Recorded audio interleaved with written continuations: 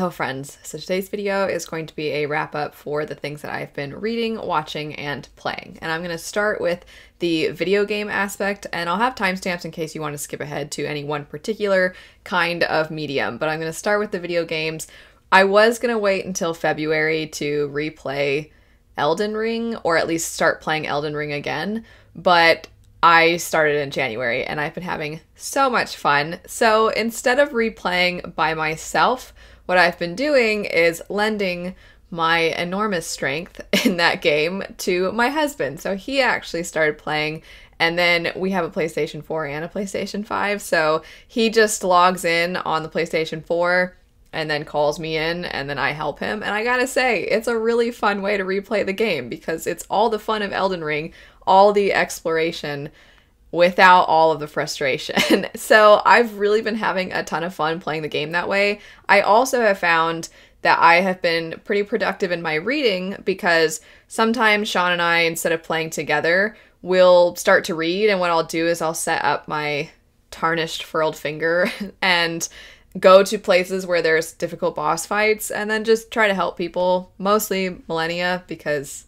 she is a nightmare. How it's been helpful for reading, though, is that whenever I'm waiting for people to summon me to help them, it can take a while, so then I'll just open up a volume of a manga or open up my book and start reading, and then eventually when I'm called, I'll jump in and play, and then usually people die because Millennia is so challenging and gets her health back. But regardless, it's been a great way, a very productive way to get reading done while also having fun with video games. So if ever you're trying to defeat Millennia and a person with Radahn's armor joins in, you might be fighting with me. Because I've been playing Elden Ring again, I will likely be making some Elden Ring themed content here in the next few weeks, so be on the lookout for that. Switching now into what I have been watching. I know a lot of people are really into The Last of Us. I wasn't planning on watching it because I always figured I would just play the game, but people seem to be really liking it. So if it's worth my time, which I'm sure it is, I'm sure it's very good. Everybody says it's very good, but let me know if you feel like I should watch that show. Anyway, what I've been watching though is I ended up rewatching all of Arcane. I have been helping my mom out. She has a dog, and during the workday, it's kind of stressful for her to leave the dog by himself because he just destroys everything, and he's really sweet, but he's a very derpy boy, and my mom's trying to work with him and train him, but it's very difficult. So to help her out, I've been driving out to her side of town and trying to stay with her when I can. While at my mom's house though, she was like, "Have you been watching anything?" And I was like, well, I have this show that's like my favorite show ever, so we should watch it. And Arcane is not ever something my mom would have watched without me kind of pushing a little bit. We watched most of it that particular night that we started it, and then my mom had to wake up early the next day for work, so she was like, "Okay, I can't watch anymore," and I was like, "Okay." And then the next day when she came home, I was like, "So, I mean, were you wanting to finish?" And she said to me that she could not stop thinking about that show all day. She was saying, "I just have that show. I can't get it out of my head." My mom's very nice. That's why I always give her a silly, happy voice. But anyway, so we rewatched all of Arcane. It's just as fantastic as I remember. It's even better. It's so good. And I have already done a review for it over on my main channel around when it first came out, but I want to go back through. I'm probably going to watch it again because it's so good. And I want to do scene analysis, at least for one in particular, because there's one scene that I just think is absolutely phenomenal. There's so many though, so be on the lookout for that as well because Arcane deserves all the love. Now getting into what I read, I didn't pick up any comics in January. I only read through some manga, so I'm all caught up with the first 10 volumes of Witch Hat Atelier. I do have 2 discussion videos here on this channel if you'd like to see spoiler thoughts. The first discussion takes us through volume 5, and then the second discussion takes us through volume 10. I am going to talk about this series anytime I have the opportunity because it is one of my absolute new favorite series. I don't think that she can tank it because it has started so strong. It is already so good. The moral questions that arise as you're reading, it really makes you think, but also it just makes you feel so strongly for everyone in this story. I just feel like there's so many people that you only will see glimpses of something going on with them and you immediately feel so attached to them. And I have to say, I know because I was also reading Vagabond this month.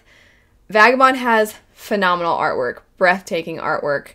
This art has to probably be my favorite that I've come across. It is so good. I feel like the covers definitely make it seem like it's going to be very magical and very pretty, which it is, but it's not just magical and pretty. The expressions she gives the characters, the attention to detail, the way she draws characters, the way she draws landscapes, the way she draws magic, the way she draws anything. It doesn't matter what she's drawing. It is all absolutely beautiful. And it's not like you get the occasional panel that's beautiful. It's panel after panel. It's ridiculous. It's to a point where sometimes I realize I haven't really been reading. I've just been staring at the panels. It's breathtaking. My husband started reading this. He's also in the chat videos. And he was saying that he feels like this individual needs to pair up with the artist from Monstrous, which is a comic, and I wholeheartedly agree. That would be phenomenal. Can you imagine how breathtaking that art would be? Anyway, getting to the story itself, if you've not heard me talk about it or if you don't know anything about Witch Hat. Witch Hat Atelier follows a young girl named Coco who has always dreamed of being able to use magic, but magic is not within her grasp because she was not born with the abilities that she would need to be able to control magic.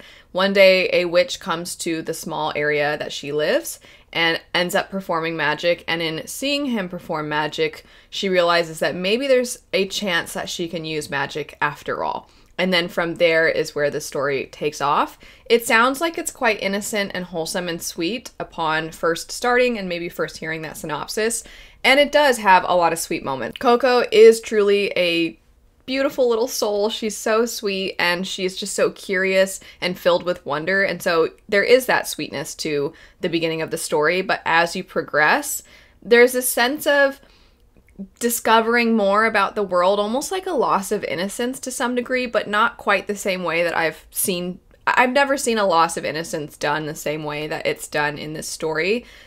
You want to preserve this innocence and sweetness of this young girl, and you want her to continue to have this wonder towards magic, but at the same time, the realities of life and the costs of magic and things like that and the rules around magic really start to make her wonder if things are right the way they currently are set up.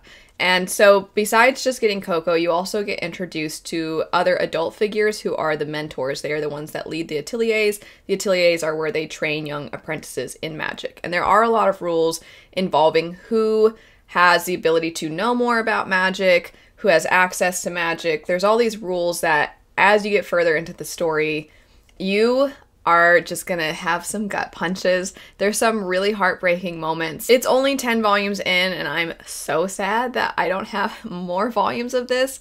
Truly, you are gonna feel so much as you're reading this, and there's so many very subtle hints at darker themes. There's hints of maybe the antagonists actually have a point. I love when stories have it where it's not black and white, but I do feel like gray morality nowadays, it's almost become a cliche where gray morality is just a character who is likable but does bad things, or a character who just does terrible things. And I don't feel like we see too often characters that ultimately seem to be on the side of good, but you really are starting to unravel what the definition of good is, and you understand why they have their current rules, and you also wonder if those rules maybe are too rigid. And so it does that gray morality really well. There's some mysteries with the characters.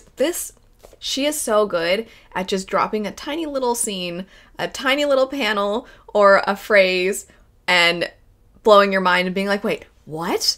And then she moves on from it, and you're like, okay, I'm not forgetting that happened. When are we going to find out more about that? And thus far, we haven't yet. And I'm just like, gosh darn it, I want to know what is going on with this one character, and I want to know what's going on with the antagonist. Anyway, there's just so much that she does so brilliantly. If you pick this up, I'm going to really push for you to read the first 10 volumes. It's so good. please, please, please read Witch Hat Atelier. I mentioned Vagabond and how I was reading Witch Hat alongside it, so we'll just go ahead and jump into Vagabond. I've read the first 2 arcs, and I do have a couple of discussions with my friend Patrick and Sean, the same 2 that were doing the discussions for Witch Hat, so if you would like to see those, I'll have them linked. Currently, Vagabond is very kind of slow to start in that I know that the story becomes quite philosophical, that it really takes its time, that so much of it is about looking at the scene and kind of picking up on the little things. It's not really in your face and on the nose necessarily with its themes. And so the beginning portion really does just feel like the beginning. It feels a little bit introductory. I do think manga in general, often it takes some time to get things going. So I know that I definitely need to keep going because those first 2 arcs are only made up of a few volumes. When we pick up the 3rd arc, that 3rd arc is much longer. And so I am holding out hope that that 3rd arc is going to be really where I start to see specifically the main character start to have development, because the first arc ended phenomenally. I thought the first arc was fantastic, but I did think that the second arc felt like we're setting up for the grander plot, which is necessary and important. It's laying the foundation, so I don't mind, but I can't say I was ultimately all that moved by too much of what was happening in the second arc. I am ready, though, to jump into that 3rd arc, the same way I was saying with Witch Hat, where I said, oh, I just want people to read the first 10 volumes. I know I just need to give this a little more time. It's not that I'm disliking it at all, and even if I was, the art is so good that I almost wouldn't care. But I do think that the best is yet to come. I think that's pretty fair to say about this, especially because so much is about this journey and about this growth. So you're starting in a position where a character isn't really there yet. You got to start from, not that he's going to become perfect, even though he wants to be invincible under the sun, but you're never going to get to perfect, but it's expected that if you're going to have a great arc, you got to start somewhere relatively flawed. And so that's kind of where we are, and I am excited to see that. I'm also excited to see more of hatred towards Manahachi. After that, we have Yona of the Dawn. You might remember, if you follow my main channel, that a couple months ago I checked out tons of volumes of this manga because I was ready to jump in. I actually had bought the first couple, and then I checked out a bunch more because I was ready for a fun, adventurous manga. And so far, that is definitely, this story is fulfilling that. So I finally have read through, I believe, the first 9 volumes. There will be a discussion for this one as well. The first discussion is going to be for the first 6 volumes.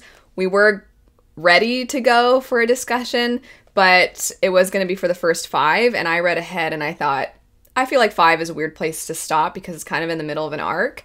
So my husband and my friend Roger are going to be the ones that we do the discussion with, and so Roger had to wait for volume 6 to come in from his library, which is the reason for the delay in the discussion. But anyway, Yona of the Dawn, I had heard some people say that this is sort of the equivalent of a young adult fantasy in manga form. And I agree with that statement so far, in that I definitely think it moves very quickly. It gets to the point right away, which is true of a lot of young adult stories as well. They don't really dilly-dally. And I am really liking Yona as a main character. So at the beginning of the story, I almost feel I can't quite give too many details about what the inciting incident is that pushes Yona on her journey, because I went into it not really knowing anything, and I liked that surprise within that first volume, and I don't want to take that away from anybody. But there is an inciting incident. Yona is currently a very naive individual. She is a princess who knows next to nothing about any of the details involving her kingdom, about political figures in her kingdom, about the plights of the people. She just knows that she's in love with this one boy, and she hopes that she can marry him, and she's going to try to convince her dad that she wants to marry him. Please let me marry him. And then the inciting incident happens, and she is cast out, and she is on the run. Her and her bodyguard, they only have each other.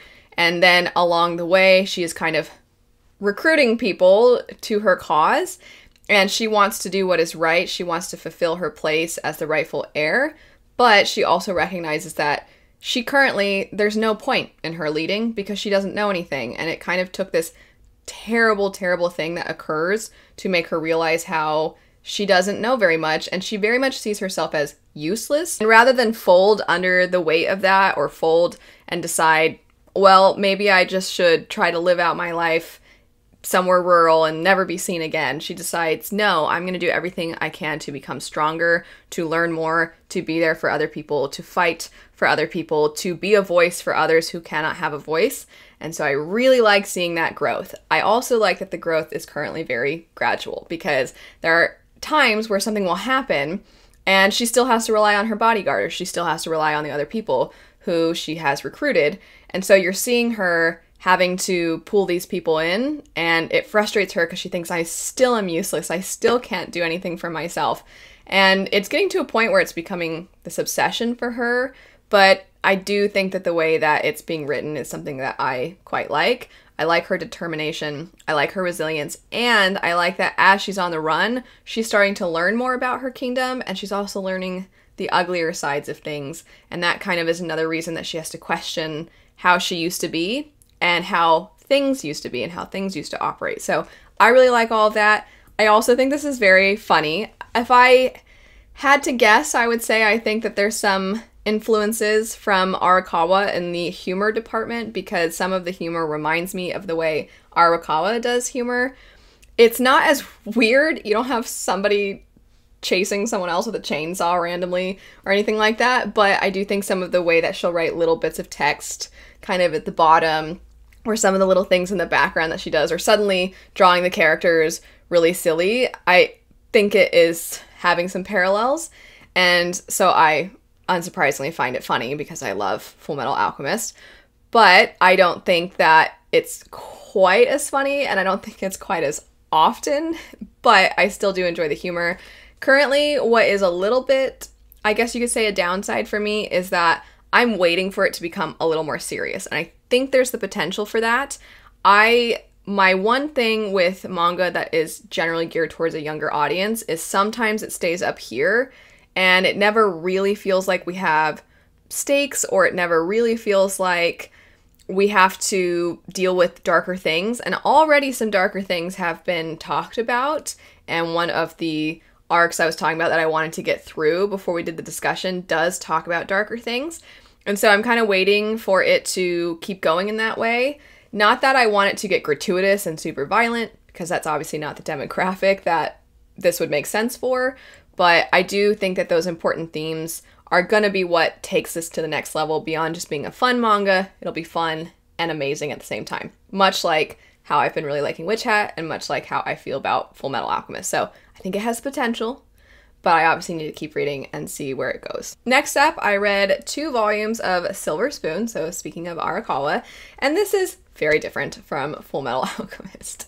It is about as different as you could expect in plot. So Fullmetal Alchemist obviously is about 2 brothers that lose aspects of themselves through a failed experiment with alchemy, and it is a society that is militaristic, and it is a fantasy society. This is about a high school that is rooted in agriculture, and a kid who's from the city who decides to go to this agriculture school and knows nothing about farm life. And if I'm not mistaken, I could be wrong, but I think Arakawa grew up on a farm. And so even though I've only read the first 2 volumes, it very much feels like the direction we're going in some ways is about how we need to be more aware collectively about where our food comes from, about the brutality of farm life, the brutality of how animals are treated, the balance between having an easier life as a farmer, but also having the animals be treated less humanely versus having a worse life, but then the animals are treated a little better. And so it seems like we have some really important themes involving everyday life and food, but I could be wrong because I've only read the first 2 volumes, but there's been little hints, like the fact that he names one of the piglets and he thinks it's so cute. And then they tell him, that piglet's probably going to die in a few months. You know that, right? And he's just like, ah. And then he's questioning everything he eats. And of course, because she's hilarious, there's a part where he sees the chickens laying eggs and he just keeps mumbling like anus to himself every time he sees an egg. And they're like, just eat it. And he's like, but it came from its anus. And he's just flipping out about that. So there's also aspects to it that are quite amusing. My dad grew up working on farms. He grew up very, very poor and working on farms, and I think a lot of you know he has passed away. But reading this manga, I just feel like there'd be so many times that would be funny to show him panels from this, he probably would have gotten a kick out of it and been like, yeah, most people don't know. That's what it's like. So I think that in that way, it sort of has this wholesomeness to it, even though it has some what seem to be potential themes that are quite tragic. All that said, I am not enjoying it as much as Full Metal so far. It is a little meandering. I am going to keep going. There is one major thing that I wasn't a fan of whatsoever, and all I can say, I'm not trying to excuse this thing, but I do want to highlight that obviously this is a translated work, and culture and humor is different in other places, but the way they talk about one of the other students who is heavy, I didn't care for it at all. I'll just tell you what happens. There's a character who she is a heavier character, and at one point they do this so that you only get a little part of her face, and they're like, oh, without all the excess, she'd actually be gorgeous, and they always refer to her as being egg-shaped, and I didn't love the way that they were talking about that character, so I am disappointed in that. I don't know if later we'll get some kind of thing where that character is tired of the way everybody thinks less of her, and maybe the characters will learn their lesson. I don't know. It feels currently like it's just there to be a thing to laugh at, and I just didn't really find it funny. Again, I understand that humor and culture is different in other places, so I will keep going with this, but I really hope that that joke does not persist. As for today, I almost wonder if I need to make an entire video dedicated to this, because it was only really one volume, but there was so much about it that you could get into, but it's hard to do so without giving away spoilers. So I'm not going to be spoilery here. The story is Downfall. This is by the same individual who wrote Goodnight Poon Poon and who is currently writing Dead Dead Demons, which from what I understand, Dead Dead Demons is about as different as you can get between Downfall and it. And then Goodnight Poon Poon, I believe, is a little more in line in that it's very depressing and very tragic and really shows the way trauma can affect a person, how unresolved trauma can result in that person then inflicting trauma on others. I haven't read Goodnight Poon Poon, I just know a decent amount about it because my husband, as he was reading through it, would tell me a lot about it. That said, I picked up Downfall. Downfall is about a manga artist who hates manga, who is very depressed, and who pretty much blames everyone but himself for all of his problems. And I'm not saying a depressed person, it's all your fault for being depressed or anything like that. I just mean some of his issues he should not be blaming other people for. And he uses his pain, he sort of justifies his horrible treatment of other people. He justifies it pretty much in his mind. He doesn't even justify it. He just goes around being a terrible person all the time. And it's kind of a highlight on the concept of the tortured artist and the artist who just has to keep going to make money and they have to sell out and what that does to their soul. And to me, because I read it without knowing what I was getting into, without reading any other reviews or anything, to me it seemed like what we were doing is we were looking at that, at this point, kind of stereotype, this cliche, and we were showing what an actual tortured artist, how ugly that can be. Even though the art they produce might be something that greatly moves you, that concept is not a thing to be romanticized because there is a spiraling tendency and an indulgent, negatively indulgent way of behaving that is disgusting. And so for me, that is what it felt like. It felt like watching a disgusting person just spiral and get worse and worse and worse. But then after I read it, I thought, okay, there's a lot that you could take from this. There's a lot of different interpretations you could get from this. So what do other people think? And some people really feel bad for the character. I did not feel bad for them at all, especially toward the end. I was like, literally any chance you had for me feeling anything for you, out the window, not okay. They do some horrible things. This is very adult, by the way. If you pick it up, it is very much an 18 and older kind of a manga. But anyway, and then some people thought that it very much felt like, oh, this author is trying to make me feel bad for this disgusting person. I don't feel bad. I don't like them trying to make me feel bad for this disgusting person. And I don't know that I felt that it was either of those things. I very much thought it was an examination of this character that we have seen movies for and books about over and over and over again.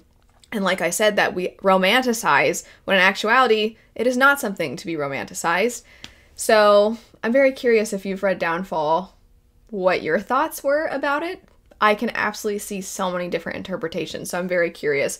But besides just that one, I'm very curious about everything else I talked about, what your thoughts are on them, and then also, if you've been playing Elden Ring or if you've watched Arcane, feel free to let me know your thoughts. But anyway, thanks so much for watching. I hope you have a lovely rest of your day, and I'll see you later.